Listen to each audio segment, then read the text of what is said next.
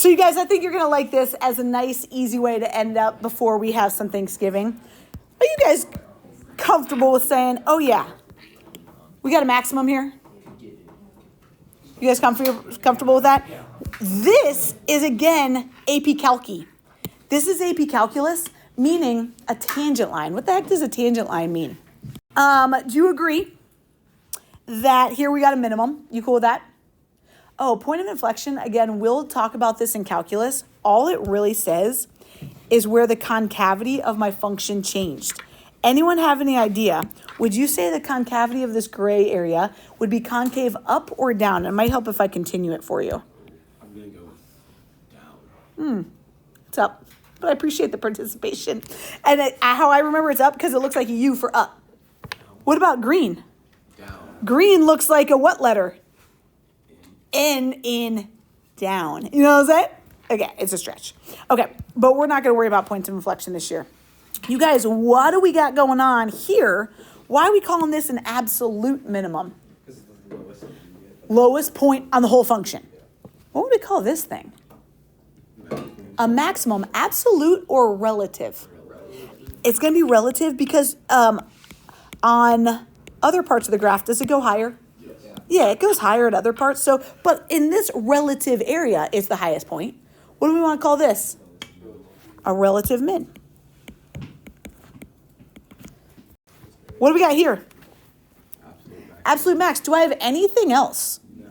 I don't have any minimums? No. Because it's going down forever. For a minimum, it has to be an actual point. Sound good? Same with a maximum. What about over here? I labeled them for you. Why isn't this an absolute? It goes higher at another place in the graph. Coo. Okay. So let's go look at this picture. Look at the extrema. Just name it for me. What do we want to call -3, -1? It is a min, absolute or relative? Relative. Some people like to call it local min, and I'm fine with that too. Local or relative mean the same thing. 1,5, what do we call 1,5? Yeah, because it goes higher over here. So we're going to call that a relative max. And what about 4, -4? Yeah, that one's an absolute min. Okay, you guys, on this part, we do need to use our calculator and using that min and max feature one more time. What's an x cubed graph going to look like? Squiggle. It's going to be a squiggle. I like it. So let's use our graphing calculator to see. We're going to just sketch it, but it'll give us some, let us know a little bit more about my squiggle. 5x cubed minus 10x squared minus 20x plus 7. My squiggle, whoa. Does anyone else's squiggle look like this? Yep. Kind of like this. Woo! I really don't need accuracy, guys. So now that we got my sketch, what's this going to be called?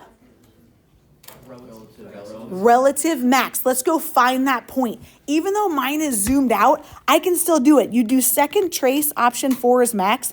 I'm going to go to the left of the max. Even though I can't see the max, it'll still calculate it for us. If I go to the left, I got to go to the right and hit enter one more time. Anyone else get a max of -0.7? Yeah. 14.4? Just call that 2/3. Yeah, you're welcome to say -2/3. So to find my min, second trace min is 3. Left, right. I'm moving it till I can see my cursor. I really don't know where my cursor is. Maybe I went too far. Oh, golly. I can't see. I'm going to just guess.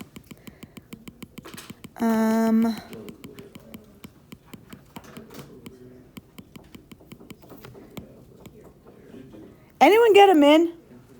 Oh, 2 -33? And what are we going to call that? Absolute or relative? Yeah, they're both relative. Okay, you guys, here we go. Use a graphing calculator. Ooh, determine any of this extrema. Let's go look at this one. X to the 4th. And then plus a 3x cubed and minus 2. Look at that funky thing. Woo! You guys, let's talk about what is on this graph. What's this thing going to be? absolutely the lowest point. So this is definitely the absolute min. Why didn't I leave, and you guys, you can cross this off. What do we think anything's going on here? Do we think that looks like a... cube. That is the cubed part of it showing through. I agree. Question, does it look like a max or a min or maybe nothing? Nothing. It's going to be nothing. And here's how we'd know. And this is, again, very calculus-y. The slope of that tangent line would go to positive, 0, and positive again. It wouldn't change signs. The slope of the tangent line here went from negative, 0 to positive. So it's only going to have a max or a min when that slope changes signs. So this is the only extrema we're going to have. Let's go find it. Okay, Tatum, here's your chance to shine, girl. We're going to do second trace min on this one. Second trace min. And then we got to go to the left of that guy. To the right of that guy. And I got negative 2.25. Negative 10.5. What's the... This next graph is a little funky. Locate the extrema. You guys, I only left you 2 blanks. What do we want to call this thing? Relative? Relative min, and I know that it's not the absolute because this is going beyond it. What point is that? Beautiful, Harville. Then I left one other point. A relative max. Ooh, where do I, there is jump discontinuity, agreed. Where do I have a relative max, bud? At the point that's included at 1. I love it. 1, is that 1/6? Is that what that looks like? Yep. Yes. Why didn't we do this? Because that isn't a point. It's not even a point. Yeah, Harville. 1/6 doesn't go to negatives, or is it not the, 1/6 doesn't go negative. Oh, it doesn't change signs? I got you. So that's a great call. In calculus, if it's called on a closed interval, like if it's not continuous, we can look at those endpoints. Great question, Harville. You guys, how many people are like, but wait, the thing right next to this is going to be a relative max? You're not wrong, but would you be able to tell me what point that is right next to that? If VC's like, well, yeah, I'd say like 1.1, 1.9. But then Beck would be like, well, I'd say 1.01, 1.99. Because we can't get right next to it, we're going to just leave it out. It's not an extrema. We need a point. Sound good? Aight. Ooh, what we got? Say it again, bud. 2 relatives. Yeah, 2 relatives. What do we want to call that one over here? Relative max. What point would that be? 3, 3. Appreciate you. And over here we got a, yep, final answer. 1, -3. Close, -1, negative, I'm sorry, oh wait, -1, -3. Together, you and me, Mateo, will get it once we're together.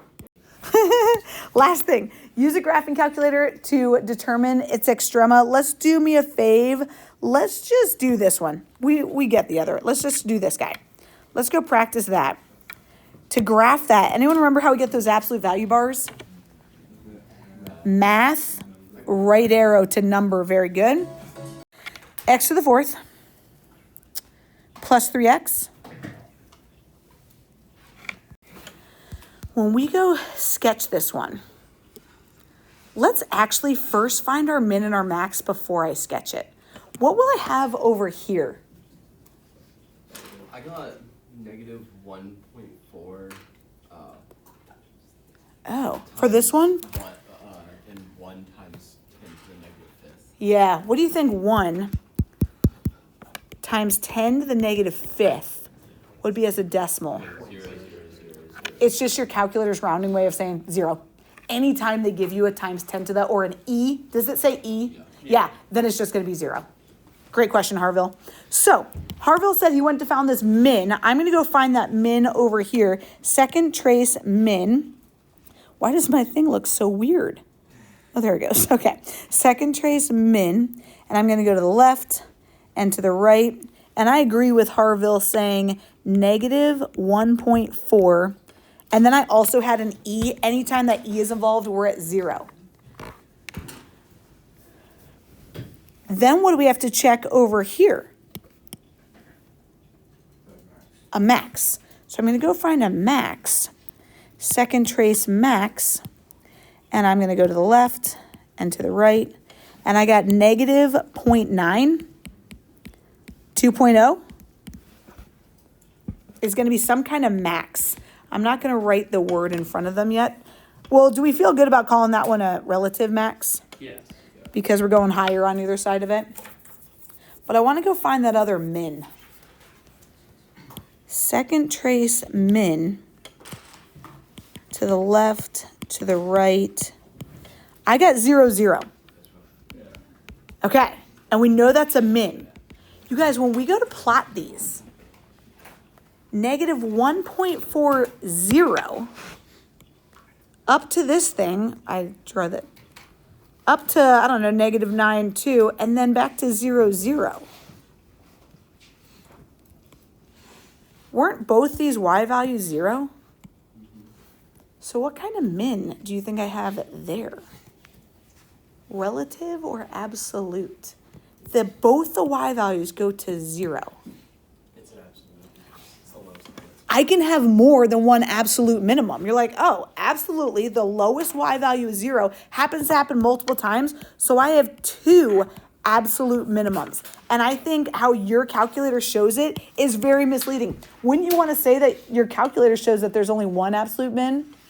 It's because it doesn't get high def enough. Kate, if you were to zoom in, do zoom to enter. Zoom to enter.